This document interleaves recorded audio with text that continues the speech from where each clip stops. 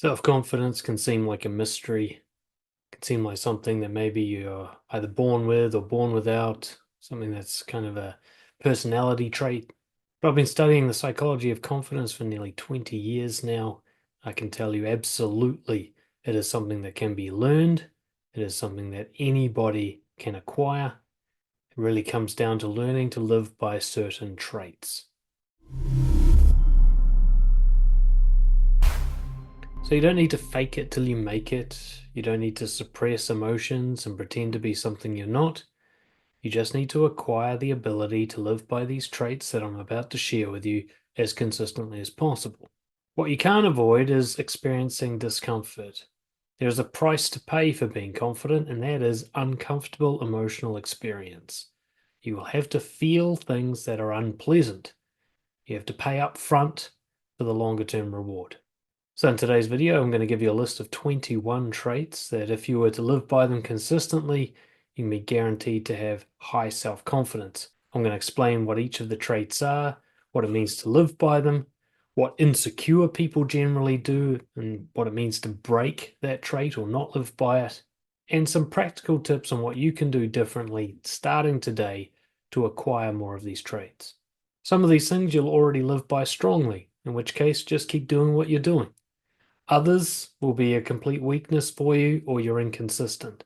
What I recommend is you kind of pick the one that stands out to you as being the most deficient in your life and aim to make that the focus of your next week until you've got it up and running. Then you can come back to the list and pick the next one. The war for confidence is won through tiny battles. It's not about these huge achievements. You don't have to do massive, impressive acts to build your confidence. While occasionally there will be times where that happens, it's really about the tiny little decisions that you make every single day. That's where the war is won. So rather than pressuring yourself to become some whole new person overnight, think about making 1% gains each day. Choose a trait, slightly improve your behavior in that area, and then work on it again tomorrow. Now, while these traits are in no particular order, the first three are the ones I believe are the most important.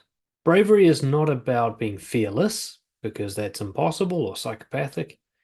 Instead, it's about moving forward in spite of feeling fear. It's about willingly engaging in a behavior that you find emotionally uncomfortable and actually increasing that discomfort by choice. Courage is about understanding that feeling uncomfortable emotionally is not a signal to stop moving forward. It's actually a signal that you're growing. You think of fear as your outer boundary. It is the limit of what you're capable of. Whatever you're too afraid of is unavailable to you. So the more you expand your threshold for fear, the more you're able to handle being afraid, the more options are available to you. Eventually, you can get to a point where you know that you will be able to move through any fear as it comes up, and that's when you'll be limitless. Bravery does not need to impress anyone else. It just needs to be something that's uncomfortable for you. From the outside, it might not look like you're doing anything particularly amazing, but inside it will be significant. If it's easy for others, well, great, good for them. But if it's hard for you, then it means you're being brave. Cowardice, on the other hand, is a tendency to stay in the safe zone, to keep doing what's familiar, to do what's emotionally comfortable, what you're used to doing. So cowardice isn't necessarily cringing in fear, it's more a subtle state of constantly doing what you're already able to do, of never really sticking outside your path, never doing anything that makes your heart race or your palms sweat. Just doing the things that you're familiar with, even if they're miserable. The price for being constantly cowardly is catastrophic. It will absolutely destroy your long-term quality of life. Bravery is an absolutely necessary step for being confident. You cannot be confident, have a good life without choosing to get emotionally uncomfortable. So building courage is simply about looking for something uncomfortable to do that's also good for you.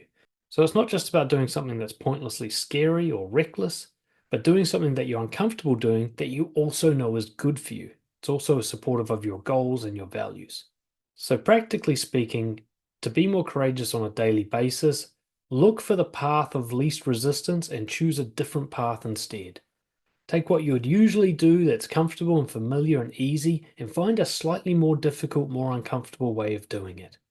Just a little bit of chosen discomfort builds bravery. Shameless radical honesty. Shame is the belief that there's something wrong with you, that you're fundamentally broken in some way. Radical honesty is usually how we describe being open about those things that you wish to hide, those things that you're ashamed of. Shame dissipates the more you share it. If you can be honest about who you are at all times, no matter how ashamed you are of those truths, eventually you'll no longer be ashamed of them. Another definition for being confident is to be shameless. Confident people say whatever they believe is true. They don't ever try to use deception or manipulation to get what they want because they don't have the shame, or at least the shame doesn't hold them back. People are only dishonest for one reason. They're scared of the outcomes of being honest. Confident people are courageous. They'll accept those outcomes. So dishonesty is not only an act of cowardice, but it also continues the shame cycle. Every time you hide something about yourself, something true, you validate its wrongness, and therefore it becomes even more wrong. Every secret you keep about yourself, every emotion you refuse to share, every opinion that you suppress shames you. People pleasers, liars, manipulators, they end up destroying their sense of self and confidence. It is not a good long-term plan to be deceptive. You'll end up losing track of who you are. You'll end up creating superficial relationships with people who don't trust you. And in the long run, you just won't like yourself. So to get practical, stop before you speak and think about what you're about to say as frequently as possible throughout the day. And ask yourself, is this the most truthful I could be? Now, your courage will be limited.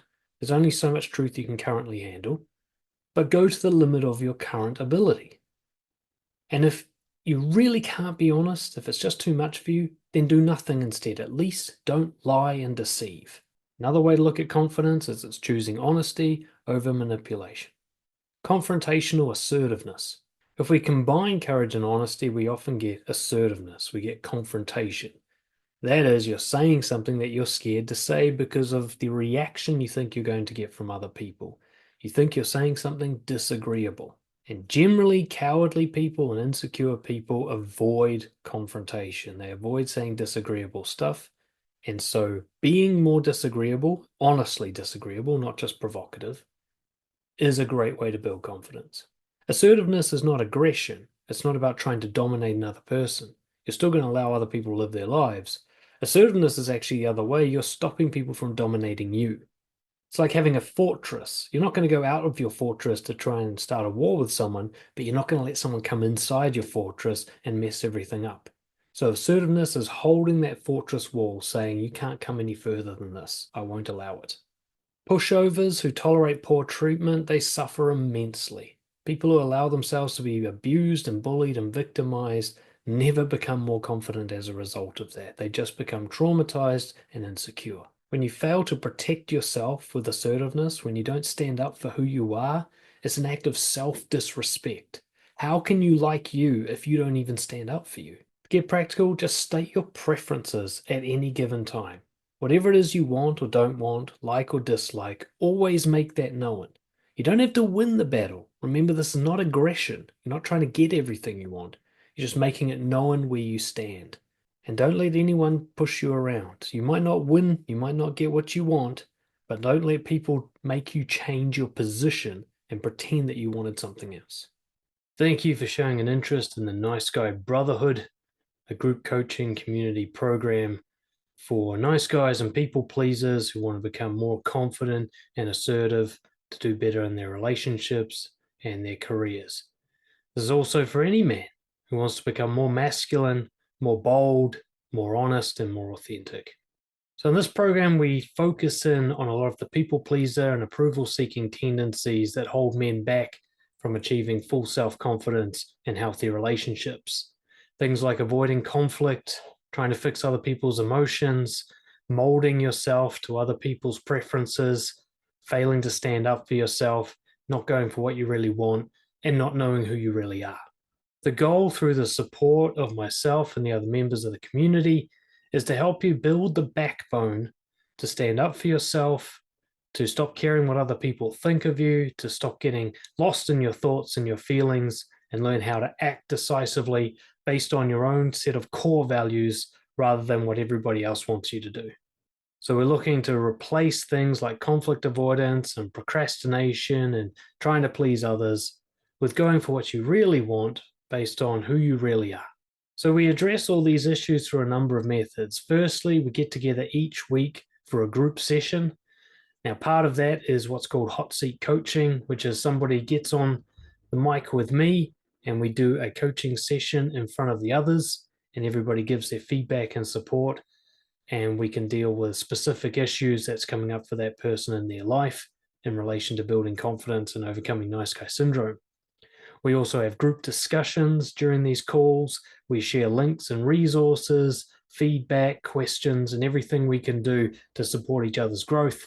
And then also alongside these group calls, you get access to my full online library of self-development courses, which includes things like building rapport, setting boundaries, and learning to confront your fears.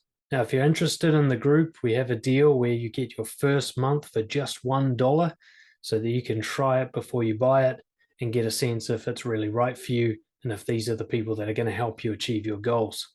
Once your first month is up, if you want to continue, then we have a monthly membership subscription. It's $250 US per month for full access to everything. This includes the entire archive of recordings from all the calls that we've had so far. And if you come along with a friend, both of you will get a 50% discount for joining together. There's what we call a zero risk guarantee. If at any time you're unsatisfied with the program, you can quit and you'll get your money from the last month given back to you, no questions asked. So come and check it out. If nothing else, for $1, you get access to everything for an entire month. No risk. I'll even return that dollar if you're not satisfied, because that's how confident I am that this program is going to change your life.